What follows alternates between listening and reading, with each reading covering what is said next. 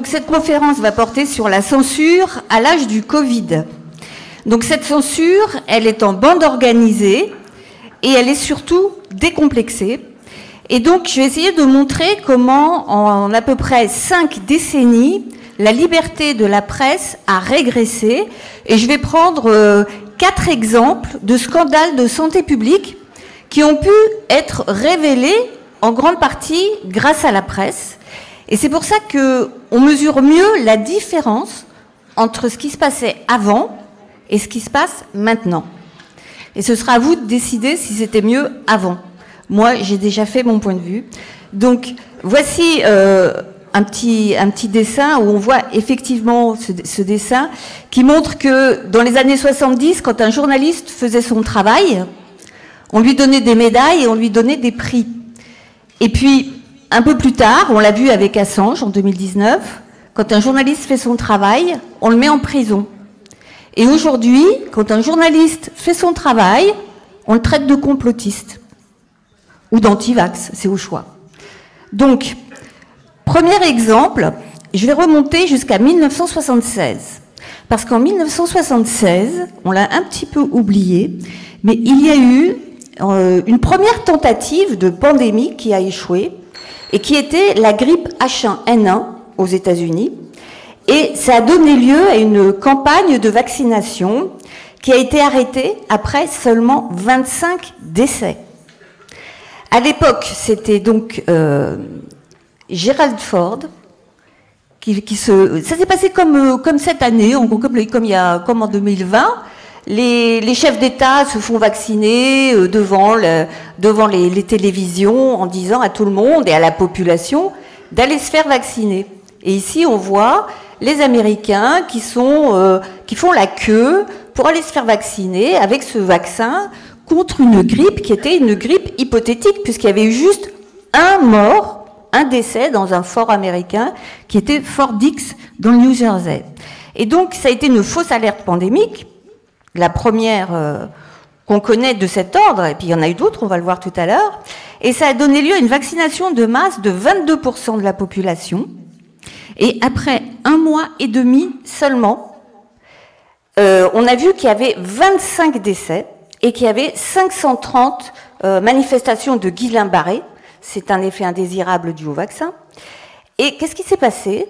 Eh ben, la presse a alerté et la campagne a été arrêtée. Et là, on voit un magazine de 60 Minutes qui a aussi contribué à dénoncer ce scandale. Et on voit là comment la presse annonce que la campagne de vaccination est suspendue après 25 décès. Et je vous ai mis là le VAERS, qui est le registre des effets indésirables des vaccins aux États-Unis, ce que nous, on n'a pas en France et en Europe. Et on voit que, vous voyez, ça, c'est tous les vaccins jusqu'à 2021, voilà. Et là, on voit ce qui se passe avec les vaccins. Et là, c'est le nombre de morts qui sont signalés. Et on est déjà, aux États-Unis, à plus de 30 000 morts, et les vaccins n'ont toujours pas été suspendus. En 1976, après seulement 25 décès, les vaccins ont été suspendus. Et donc, on a vu là comment les autorités ont été obligées de réagir de façon immédiate aux révélations de la presse qui avait alerté l'opinion publique. Donc, on peut dire que là, ça a fonctionné, la démocratie a fonctionné. Voyons ce qui s'est passé 10 ans plus tard, en 1986. En 1986, il y a ce qu'on appelle le nuage de Tchernobyl qui s'est arrêté à la frontière de la France. Alors, je vous reprends l'histoire. Le 26 avril, donc explosion de la centrale de Tchernobyl. En Ukraine, oui. Le week-end du 1er mai, les journaux voient bien que quand même, il y a des nuages très très bizarres sur la Corse, mais ils font aucun lien avec l'explosion qu'il y a eu avant à la centrale nucléaire. Bon, aucun lien, mais enfin, ils publient quand même qu'il y a des nuages bizarres.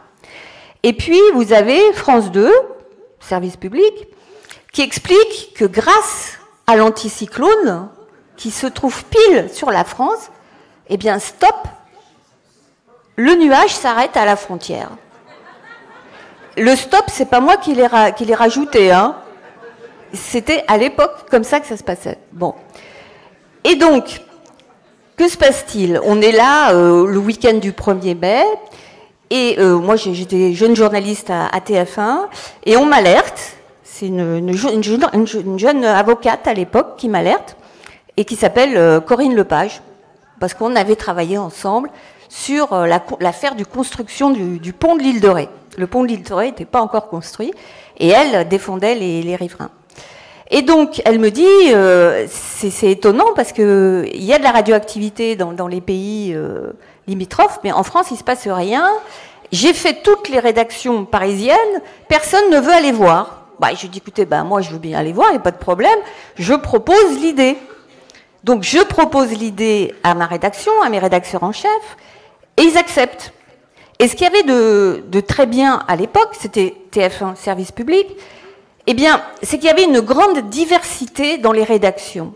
C'est-à-dire qu'il y avait des jeunes, il y avait des moins jeunes, et puis il y avait beaucoup de responsabilisation. Les journalistes allaient tous en conférence de rédaction, et les journalistes étaient écoutés, et il y avait un respect des journalistes par la hiérarchie. Ce qu'il n'y a plus, il faut le dire carrément. Les journalistes maintenant dans les rédactions sont un peu traités comme pas des sous-fifres, on ne va pas exagérer non plus, mais disons des exécutants. Et souvent, on les surcharge de travail, ce qui fait qu'ils n'ont pas le temps d'aller vraiment chercher l'information. Je dis ça à la décharge des jeunes journalistes. Bon, ils ont un boulot qui est pas facile, il faut reconnaître, dans les conditions actuelles. Donc, et dans cette rédaction, pour vous montrer la diversité, ce qui est important, c'est la biodiversité.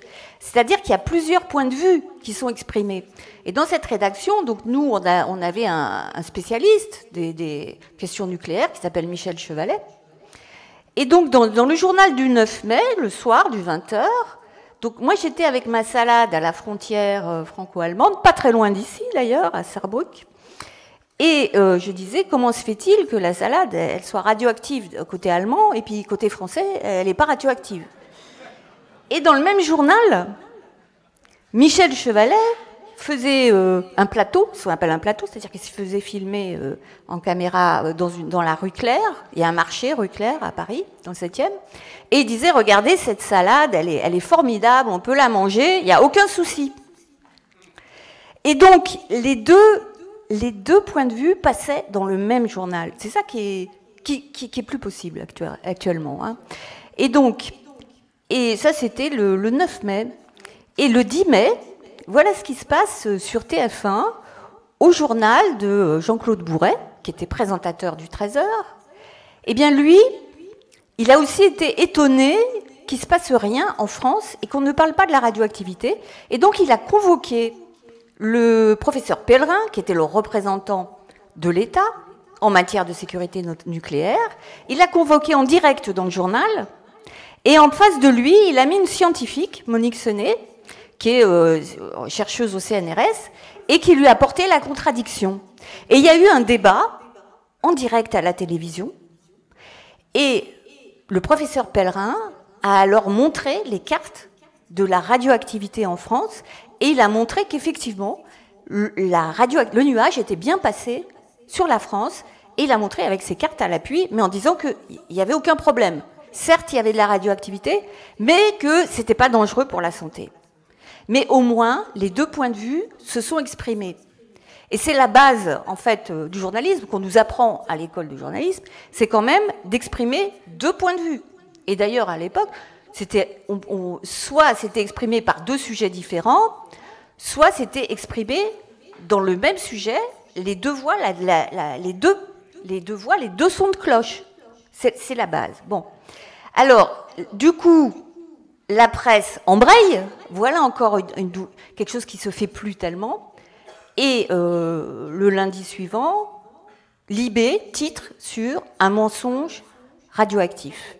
Donc ça se ferait plus non plus parce que Libé a changé de propriétaire. C'est une coquille vide. et qui n'a plus du tout la même qualité journalistique que celle qu'il avait à l'époque, en 1986. Ensuite, vous avez la société civile, avec Michel Rivasi, qui a embrayé et qui a créé la CRIRAD. Et avec la CRIRAD, ils ont mesuré la radioactivité, les retombées du nuage radioactif en France, et ils ont pu venir ensuite sur les plateaux de télévision pour dire « Attendez, le foin est radioactif, la salade est radioactive, le lait est radioactif. » Bon. Et donc, il faut faire attention, surtout les femmes enceintes. Surtout les femmes enceintes.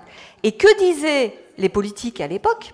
On voit ici Madame Barzac avec le professeur Pellerin. Elle disait, surtout les femmes enceintes, ne faites rien de spécial.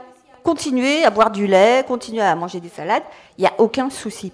Et les autres ministres, Carignon, ministre de l'Environnement, aux abonnés absents, et le Madelin, ministre de l'Industrie, aux abonnés absents. Voilà. Donc ça, c'est ce qui s'est passé avec le nuage de Tchernobyl, mais il a quand même fallu que cette notion soit ensuite entrée dans les mœurs, et il a quand même fallu une dizaine d'années pour que la population française accepte vraiment et comprenne vraiment que le nuage ne s'était pas arrêté à la frontière. Et maintenant, quand vous en parlez aux jeunes, les jeunes gens, ils vous disent « Ah oui, mais à l'époque, c'était évident qu'ils ne s'étaient pas arrêtés à la frontière. » Eh bien non, je leur dis bien non, parce que la preuve, c'est que le narratif gouvernemental, il avait commencé à bien marcher. Et s'il n'y avait pas eu la presse, eh ben, il aurait continué. Et c'est ce qui se passe avec le Covid. Alors, qu'est-ce qui se passe ensuite? Je vous prends une autre affaire. L'affaire du sang contaminé, années 90.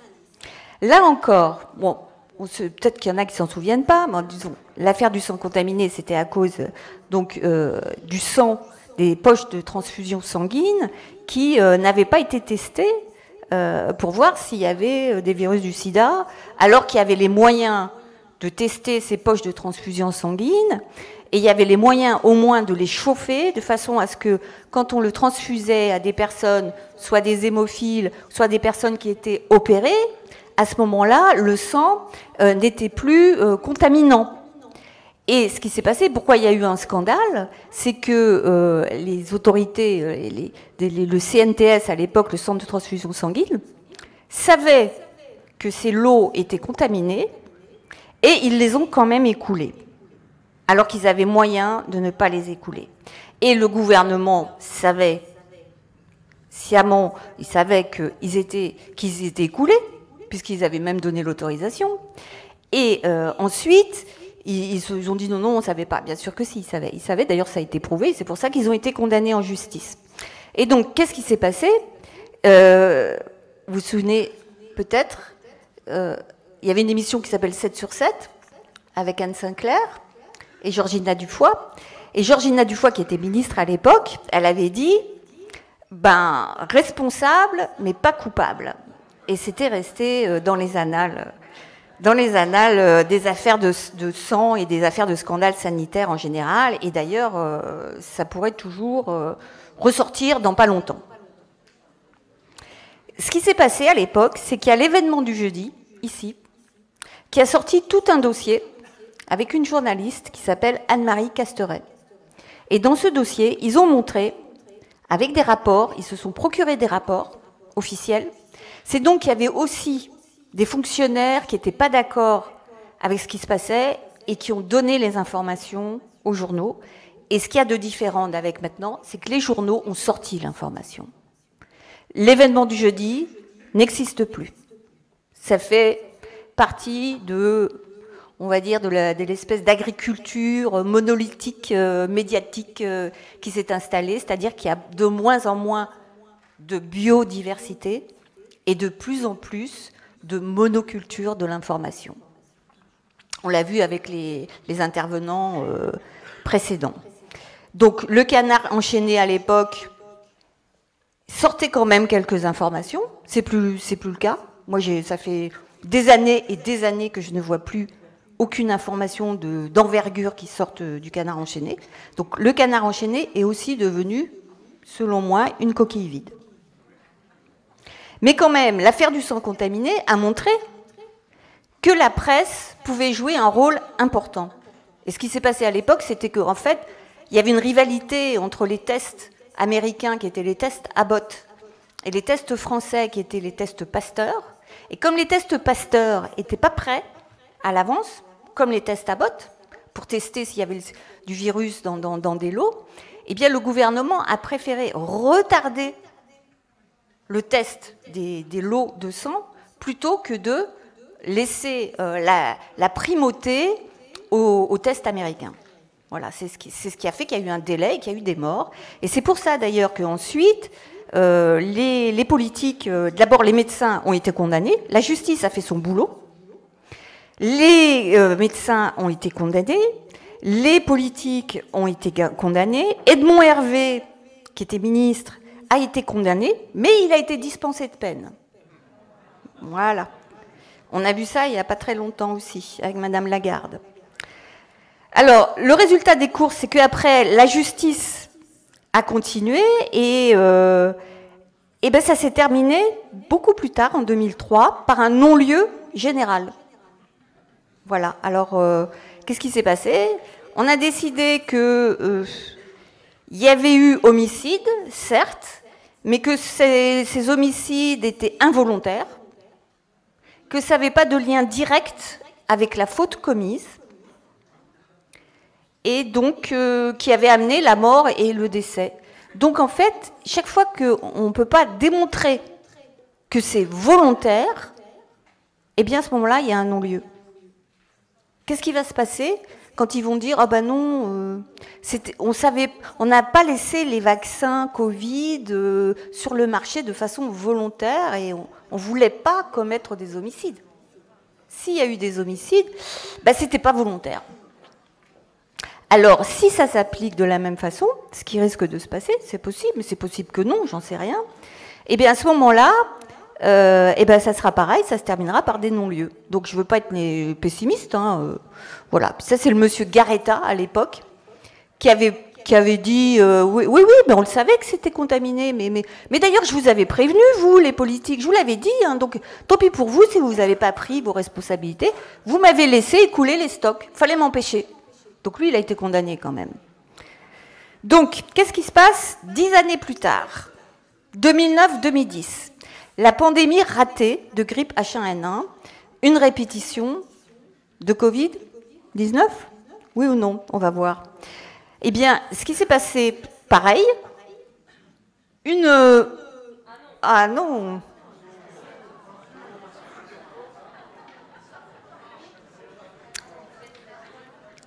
Oui, ben voilà, ben il va y avoir la vidéo. Donc, on va lancer la vidéo parce que ce qui s'est passé à l'époque, c'est pareil, les politiques ont alerté sur une grave pandémie qui arrivait. À l'époque, c'était la grippe H1N1, grippe porcine, dite grippe porcine, ou au début, c'était dite grippe mexicaine. Puis comme les Mexicains n'étaient pas contents qu'on les stigmatise, alors on l'a appelée la grippe porcine. Et là, les producteurs de cochons ont dit « Ah non, non, non, non, ça va pas ». Donc, on l'a plus appelée grippe porcine, on l'a appelée grippe A-H1N1. Comme ça vexait personne. Et qu'est-ce qui s'est passé avec Covid? Comment on l'appelle? On ne l'appelle pas le Covid de Wuhan, hein, on ne l'appelle pas comme ça. Le rhume de Wuhan, non. Non, non. Donc ça s'appelle SARS-CoV-2 ou Covid. Covid étant la maladie du SARS-CoV. Le SARS-CoV étant le coronavirus. Donc à l'époque, il y a eu une campagne de vaccination massive, mais qui n'a pas pris.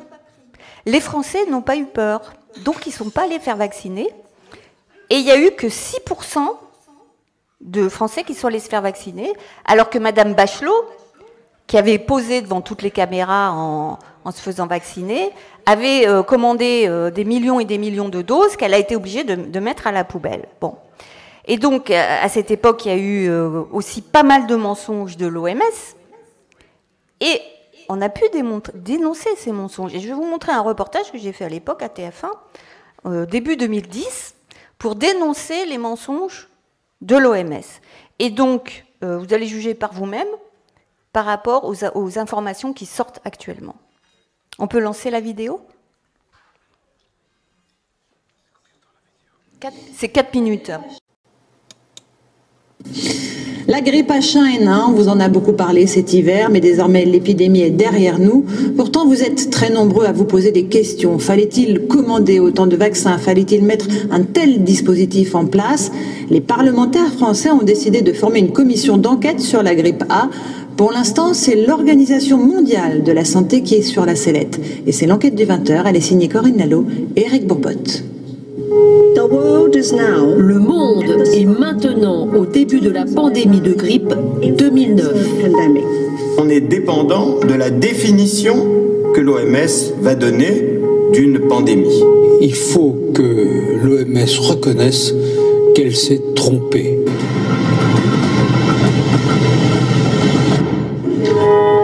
Conseil de l'Europe, janvier dernier. Audition exceptionnelle autour d'une question. L'Organisation mondiale de la santé a-t-elle exagéré l'ampleur de la grippe A? Le docteur Vaudargue en est persuadé. Cet expert en santé publique et ancien député a obtenu la création d'une commission d'enquête. Ils ont dit que ça soit une pandémie dangereuse, mais c'est justement une grippe normale qui est très faible même. Et comme ça, c'était une fausse pandémie. Le docteur s'appuie sur des courbes comme celle-ci. À gauche, la grippe de 2008 appelée saisonnière. À droite, la grippe 2009 qualifiée de pandémique, alors que le nombre de cas est sensiblement le même. Ce qui est différent, ce sont les conséquences financières importantes qu'entraîne une déclaration officielle de pandémie. Ce cabinet d'avocats spécialisé en santé publique décrypte pour nous les contrats conclus par les fabricants de vaccins avec les gouvernements. Ils ont été signés au moment de la grippe aviaire en 2005 avec un complément en 2009. Alors ce contrat, il dit très concrètement que c'est sur la déclaration de pandémie par l'OMS que le contrat va se déclencher, que la production de vaccins va pouvoir commencer. Ça c'est très clair, une seule condition, la déclaration par l'OMS. La décision de l'OMS, elle est donc la clé qui va permettre d'ouvrir les flux financiers qui sont la résultante des contrats. C'est également la déclaration officielle de pandémie qui a permis d'autoriser les vaccins au niveau européen selon une procédure exceptionnelle accélérée. Les critères scientifiques pour une pandémie de grippe sont réunis. L'OMS est accusée par certains d'avoir changé la définition et les critères d'une pandémie. Jusqu'en 2009, une pandémie devait être à la fois très contagieuse sur le plan géographique et très grave en nombre de morts. Désormais, la notion de mortalité n'est plus prise en compte pour le déclenchement officiel d'une pandémie. Invité par le Conseil de l'Europe à s'expliquer sur la question, le numéro 2 de l'OMS surprend l'Assemblée en affirmant « Il y a une confusion ici et j'espère la dissiper. Qu'il y ait beaucoup de morts n'a jamais fait partie d'une pandémie telle que l'OMS l'a définie. » Pourtant, nous nous sommes procuré une photo du site officiel de l'OMS tel qu'il apparaissait en mai dernier. On peut y lire « Une pandémie entraîne un nombre énorme de morts et de malades ». Désormais, sur la même page, une pandémie n'est plus qu'une épidémie mondiale. La notion de mort a disparu. Certains épidémiologistes n'en reviennent pas. Je pense que la gravité d'une maladie doit jouer un rôle majeur dans la définition d'une pandémie. Sinon, vous pouvez définir un simple rhume comme une pandémie et vacciner contre le rhume. Le professeur Gentilini, qui s'était en juillet dernier élevé contre ce qu'il appelait une pandémie de l'indécence, s'avoue surpris par cette nouvelle définition de l'OMS. Eh ben ça c'est nouveau, ne pas prendre en compte les critères de gravité. Une pandémie, qu'est-ce que c'est? Le terme fait peur et ça a été manipulé avec adresse. On a voulu effrayer en utilisant le terme pandémique. L'OMS a-t-elle agi sous l'influence des laboratoires pharmaceutiques? C'est ce que va chercher à savoir le Conseil de l'Europe. L'OMS reçoit depuis plusieurs années des dons privés et parmi les donateurs, on trouve les 3 principaux fabricants du vaccin pandémique pour un financement de plus de 3,5 millions d'euros sur un budget global de plus d'1 milliard. Certains des experts de l'OMS ont des liens financiers avec les laboratoires pharmaceutiques. Au cœur de la polémique, le professeur hollandais Albert Oosterhuis. On lui reproche une double casquette. Il est à la fois expert OMS influent et président d'un organisme dédié à la grippe et entièrement financé par l'industrie des vaccins. Au siège de l'OMS, à Genève, on réfute tout conflit d'intérêts. la question n'est pas s'il y a des gens qui ont des contacts avec l'industrie pharmaceutique, mais plutôt est-ce que les personnes qui ont du contact avec l'industrie pharmaceutique auraient pu influencer les décisions de l'OMS, et la réponse est non. Selon un bilan encore provisoire, 15 000 décès liés au H1N1 ont été comptabilisés dans le monde, alors que l'OMS estime que chaque année la grippe saisonnière fait entre 250 et 500 000 morts. Faut-il davantage de transparence? S'interroge également le Conseil de l'Europe. Il rendra ses conclusions en juin prochain. Alors,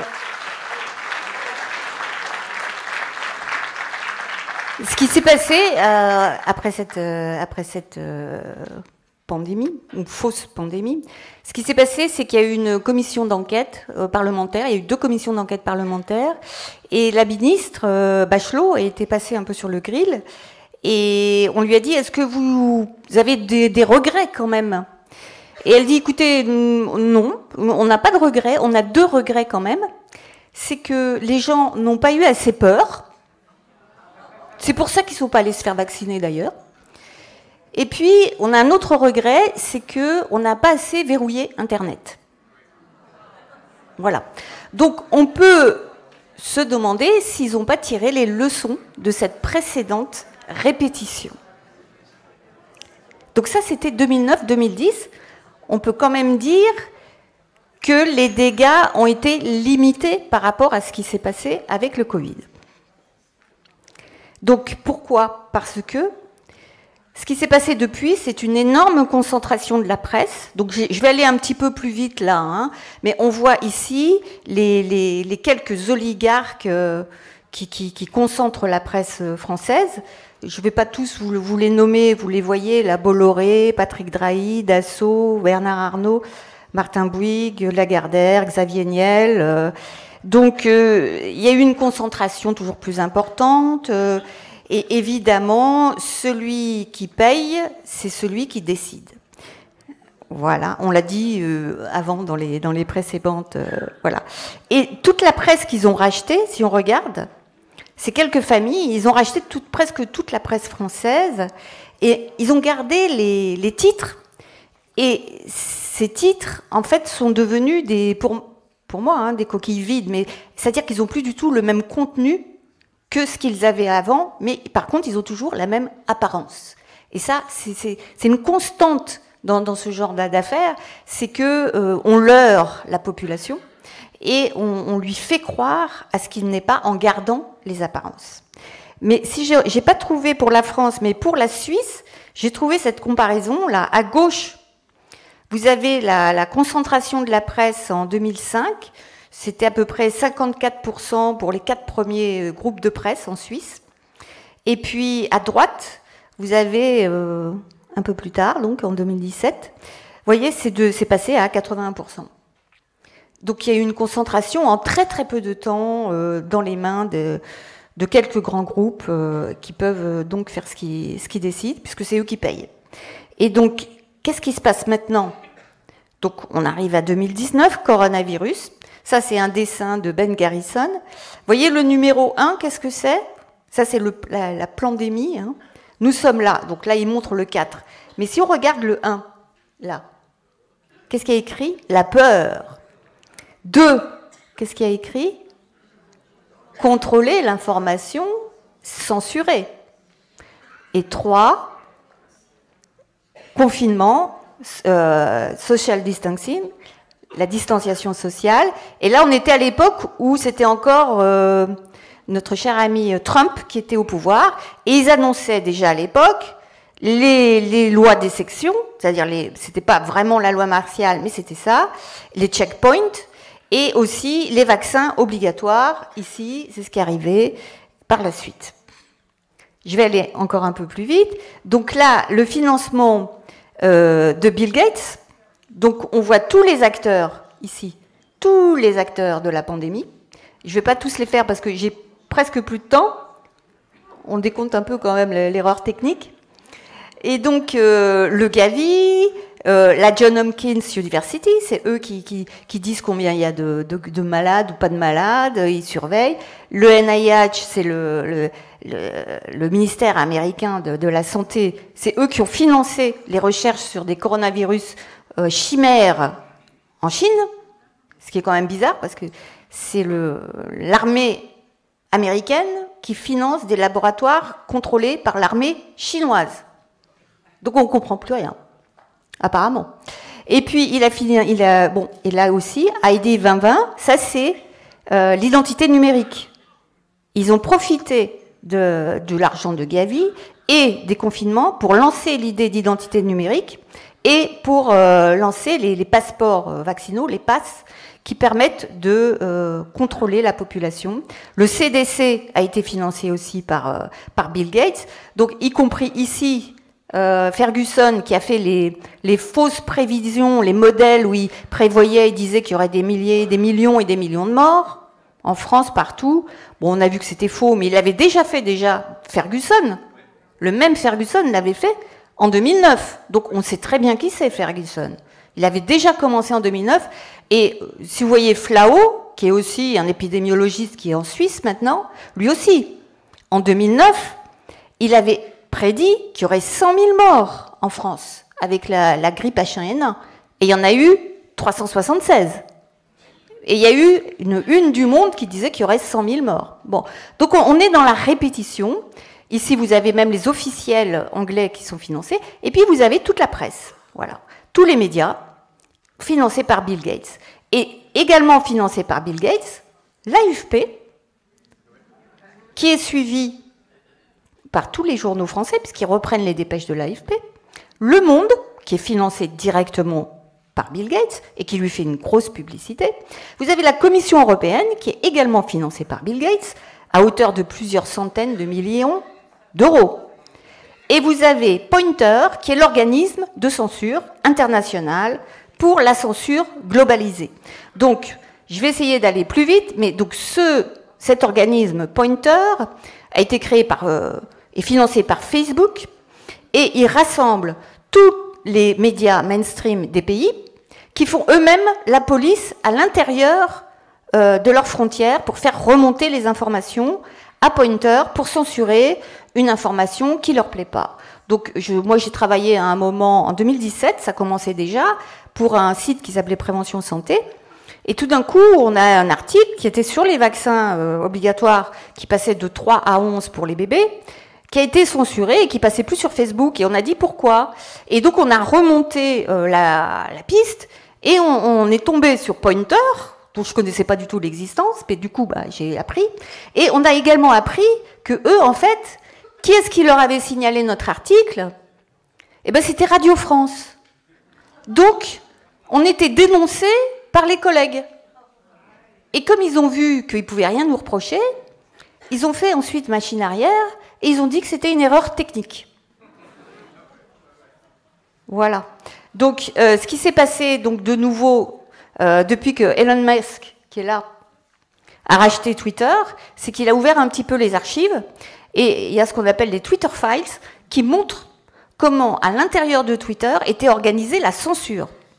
Et donc cette censure, vous voyez, le premier à en être victime, ça a été le professeur Ray Bhattacharya, qui est un professeur de Stanford qui est très respecté, et qui avait, lui, attiré l'attention sur le fait que les enfants allaient être les premiers à souffrir des quarantaines et de la distanciation sociale. Et donc il a été mis là, sur la liste noire, voilà, blacklisté, et tout ça est révélé maintenant grâce aux Twitter Files et grâce à Elon Musk. Pareil, grâce aux Twitter Files, on apprend quoi? Que le FBI a complètement infiltré Twitter. Donc ils sont une douzaine d'agents au FBI à avoir infiltré Twitter, ils y sont. Et donc la Maison-Blanche dénonce les comptes Twitter des journalistes qui ne leur plaisent pas. Il les dénonce à James Baker, qui lui est un ancien du FBI, à la tête de Twitter. Il a été licencié depuis. Et une autre personne qui dénonce, c'est un ancien responsable de la FDA, l'agence américaine de santé, Scott Gottlieb, et lui, il a quitté la FDA, il est directement passé au conseil d'administration de Pfizer. Comme ça, c'est clair et net. Et qu'est-ce qu'il fait, lui? Il voit des tweets d'un journaliste qui s'appelle Alex Berenson, qui lui plaisent pas. Eh bien, il le dénonce à James Baker du FBI, qui est à l'intérieur de Twitter, et lui, il lui bloque son compte. C'est comme ça que ça se passe. Et donc, Facebook, pareil. Facebook, la collusion avec Fauci, elle a été révélée par des mails qui sont sortis grâce à la procédure FOIA, qui est une procédure juridique aux États-Unis qui permet d'obtenir les documents administratifs. Et on voit dans ces mails que Zuckerberg propose directement ses services et les services de Facebook et de tout ce qui contrôle là, hein, vous voyez, Instagram, Messenger, WhatsApp et compagnie, pour censurer l'information, ce qu'ils appellent la misinformation, sauf que c'est eux la misinformation. Et puis, qu'est-ce qu'ils disent? Que eux, leur boussole, c'est l'OMS et le gouvernement. Donc tout ce qui est contre, ils le censurent. Bon, eh bien, c'est ce qui s'est passé. Et voyez les petits trucs qui arrivent là, pof, pof, pof. Voilà, hop. Et pareil, YouTube. Voilà, de Dr Campbell, qui est très bon docteur, qui a écrit des tas de livres universitaires sur la médecine, et lui-même censuré. Et voilà ce qui arrive. Cette vidéo a été supprimée car elle ne respectait pas le règlement de la communauté YouTube. Et PolitiFact est contrôlé par Pointer. Voilà, on arrive presque à la fin. J'en ai encore pour 2 minutes. Là, ce qui se passe, c'est quoi? La censure, elle continue. Là, en Angleterre, ça s'est sorti il n'y a pas très longtemps, la semaine dernière. La liberté de la presse est criminalisée et l'armée surveille les comptes des journalistes. Et ils ont mis en place des brigades. Ils ont mis en place 5 brigades qui surveillent les comptes et qui les censurent. Et ça a été dénoncé par un député. Et ça, c'est un des journalistes qui a été censuré et qui n'était pas très content et qui l'a appris il n'y a pas longtemps qu'en fait, c'était à cause de l'armée que son compte avait été censuré et que lui-même était surveillé par l'armée. La censure devient aussi une censure institutionnalisée et financée. Donc là, l'OMS, je ne vais pas y revenir parce que Santa en a parlé, mais l'OMS a fait une note d'orientation sur la gestion de l'infodémie, ce qu'ils appellent l'infodémie liée au Covid, c'est-à-dire la pandémie d'information. Et donc, à partir de cette pandémie d'information, il faut dire qu'est-ce qui est bon, qu'est-ce qui n'est pas bon. Et évidemment, eux, qu'est-ce qui n'est pas bon, c'est ce qui s'oppose à leur point de vue. Sauf que leur point de vue est suivi par tous les médias, ce qui fait qu'il y a une uniformisation de l'information, et c'est le contraire de la liberté de la presse. Et qu'est-ce qu'on voit? Que même le gouvernement américain déverse des millions et des millions pour financer des études sur les antivax.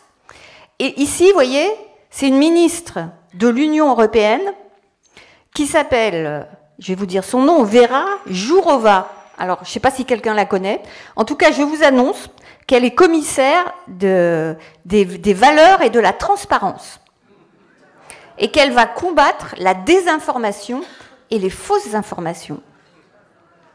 Et cette dame a déjà annoncé à Davos, d'ailleurs elle est allée à Davos pour l'annoncer, mais ce que personne ne dit, c'est qu'à Davos, ce qui est absolument anormal, c'est qu'il y ait des représentants des pouvoirs publics.